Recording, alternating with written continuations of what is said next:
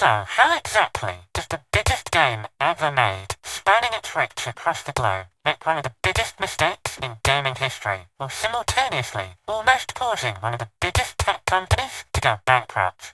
On the 15th of September 2014, Notch, the leading founder and developer of Minecraft, would sell the game for a whopping $2.5 billion to popular tech company Microsoft. However, despite this being remembered as one of the worst days in Minecraft history, it would also soon be recognized as one of the biggest game sales of all time. Notch initially developed his game as a side project and never really anticipated overwhelming success that Minecraft would one day achieve. And as the game continued to grow and grow in popularity, Mojang, being a small collective, was starting to succumb to the pressures of developing and working on the biggest game in the world. This all led up to a tweet being released onto Notch's Twitter account stating, "Anyone want to buy my share of Mojang so I can move on with my life? Getting hate for trying to do the right thing is not my gig."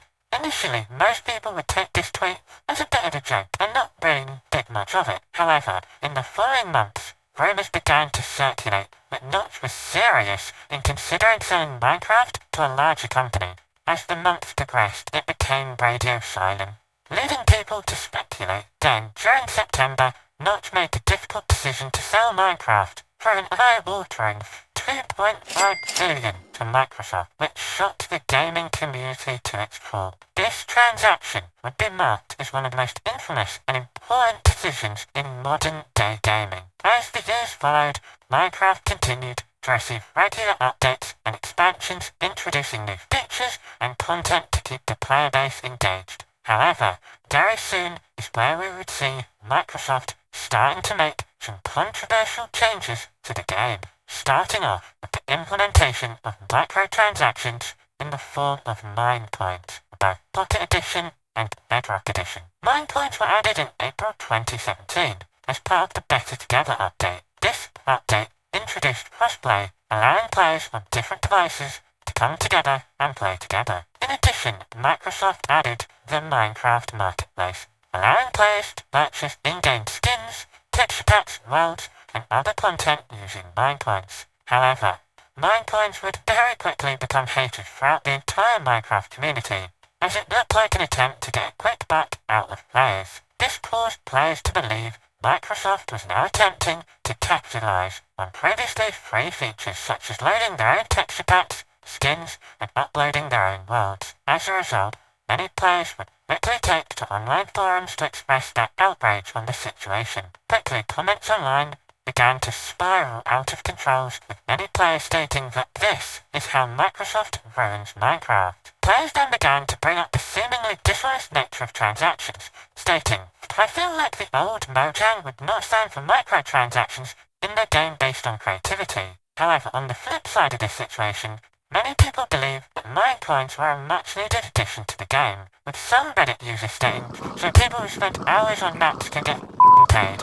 Imagine you work for hundreds of hours on a map, and then somebody just rips the world download and says it's theirs. For crying out loud, it's bad, but not that bad, guys." Another user stated, "I understand texture packs and maps, but skins? Skins take 15 to 30 minutes with an online skin creator.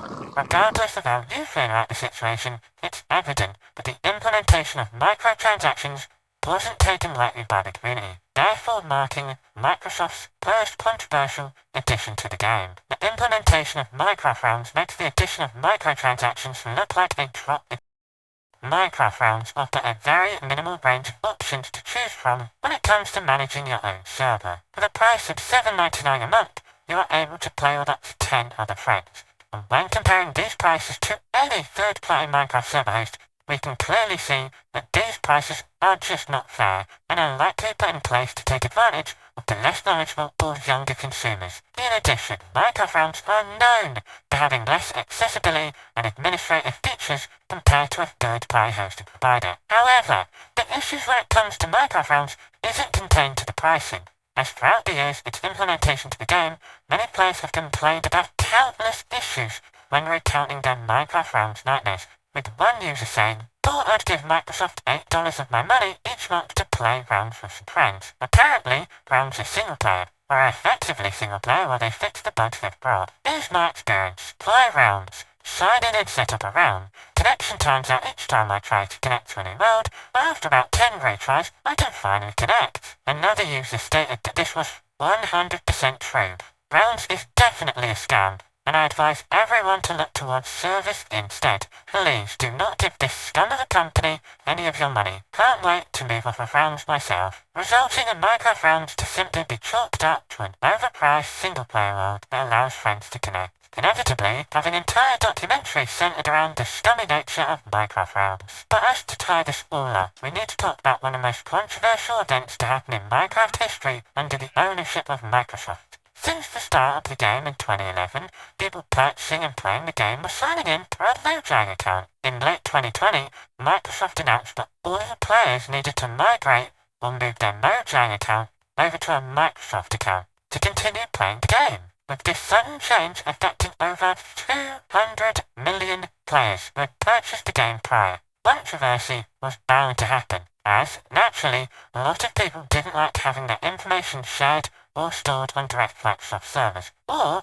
having to create an entire Microsoft account just to be able to play Minecraft. Inevitably, as soon as the update was announced, many creators took to YouTube to discuss their opinions regarding account migration, with many other online users expressing their likes and dislikes about the change. However, Minecraft graciously allowed players almost 3 years to fully migrate their accounts over, as the main decision behind the migration was to improve account security when introducing the new Microsoft platform to Minecraft. Despite these seemingly productive reasons, after this period, one of the most controversial events in Minecraft history would start to unfold. A community announcement from Microsoft would appear on May 7, 2023, stating that on September 19th that same year, non-migrated accounts would be lost forever, leaving many players in the dark, unable to play Minecraft forever. However, potentially the most controversial and devastating effects of Minecraft being sold to Microsoft might be in the hands of Minecraft's creator himself, as during a Twitter rant in August of 2015, Notch would express his feelings about life and the deterioration of his mental health, with the tweets on his page outlining his isolation and depression. Despite having everything at his fingertips, the problem with getting everything is you run out of reasons to keep trying, and human interaction becomes impossible due to imbalance. When we sold the company, the biggest effort went into making sure the employees got taken care of, and they all hate me now. Notch followed with a long list of controversial statements reinforcing sad downfall of Minecraft's once beloved creator. This has potentially led to the biggest mistake he's ever made.